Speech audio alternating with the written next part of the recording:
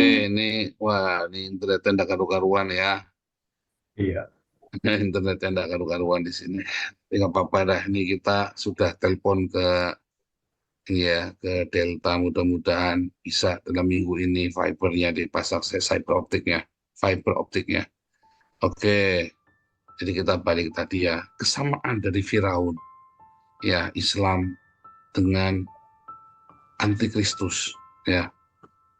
Ini adalah spirit agamawi. Ini adalah penguasa agama, saudara, yang akan menghalangimu, mengintimidasimu, memperbudakmu, ya, di dalam perintah-perintah agama. Jadi ketika kamu sedang mencari Tuhan, ya, kamu tidak akan menemukan Tuhan. Kamu akan ketemu dengan perintah-perintah agamawi, dengan dogma-dogma agamawi. Kamu pikir Tritunggal Oneness yang ribut di TikTok itu, saudara ya? Wah, ngeri-ngeri itu, saudara ya. Itulah antikristus, saudara. Ya, Tuhan Yesus berkata, apa? Pelacur dan pemungut cukai akan masuk ke surga lebih dahulu atau diutamakan ya daripada para ahli agama ini, saudara. Ahli Taurat dan orang Farisi. Ya, pelacur dan pemungut cukai masuk ke surga lebih dulu atau diutamakan maksudnya ya daripada para orang-orang yang suka ribut agama ini, saudara. Serius. Mengapa? Karena pelacur dan pemungut cukai ini ketika mendengarkan Yohanes berkata bertobat, mereka bertobat, saudara. Bertobatlah, dan mereka bertobat, mereka mendengarkan.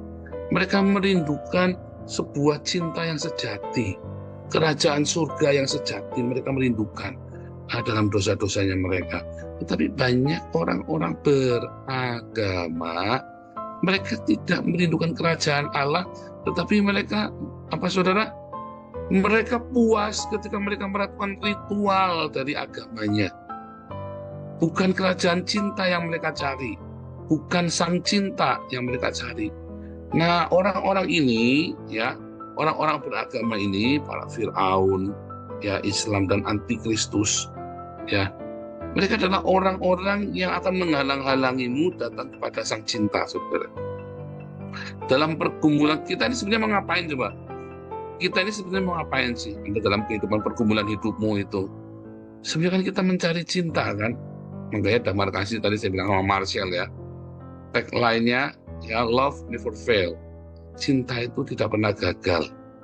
Ya. Tetapi kamu akan dihalang-halangi oleh agama untuk menemukan cinta itu, saudara. Kamu dipaksa oleh agama untuk menemukan untuk memeluk, untuk memegang dogma atau ritual agama yang benar.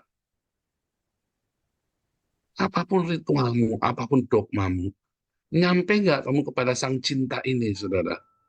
Ya, di dalam Talmud Sabat, ya, Hillel juga berkata ya, inti dari Torah, ini Yudaisme ya, apa Yudaisme, inti dari Torah, ini Yudaisme yang bilang ya, inti dari Torah adalah mengasihi sama manusia, saudara. Sisanya itu hanya aksesoris, tapi intinya itu mengasihi. Itu sama persis dengan Tuhan Yesus bilang, ya, kasihlah sesamamu. Itulah hukum Torah itu, inti dari hukum Torah itu, kasihlah Tuhan dan kasihlah sesama. Ya, berkali-kali dikatakan demikian dalam Matius 7 ayat 12, ya, Matius 22 ayat 31 32, di dalam Paulus juga berkata dalam Roma 13 ayat 9, di dalam Galatia 5, inti dari Torah adalah mengasihi sesamamu manusia. Bagaimana mengasihi Tuhan yang tidak kelihatan? Dengan mengasihi musuhmu. Yudaisme juga berkata inti dari Torah adalah dengan mengasihi. Itulah inti dari yang kita kejar, saudara. Kalau sampai proses aksesorisnya ini lebih kamu pentingkan daripada intinya ini, berarti kamu adalah anti dari Kristus. Sebab Kristus itu yang membawa kita kepada sang cinta.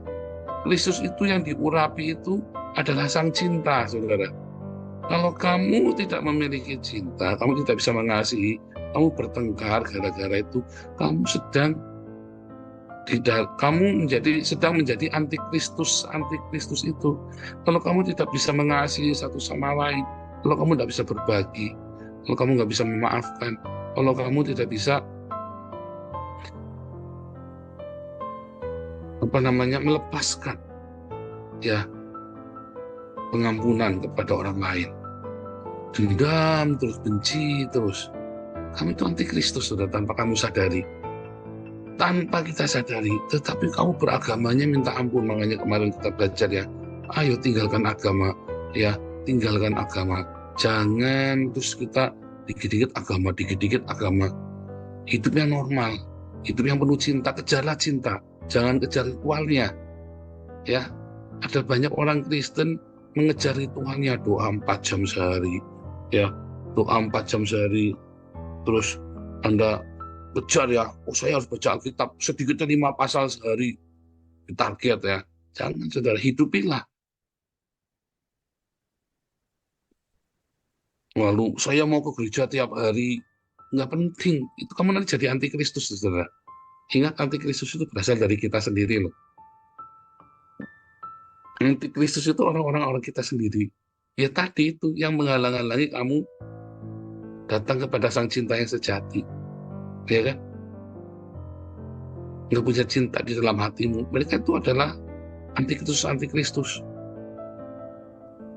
Kamu dibawa kepada ritual agama, kepada dogma yang kepada konsep Allah, bukan kepada sang cintanya, tapi konsep dari Allah itu.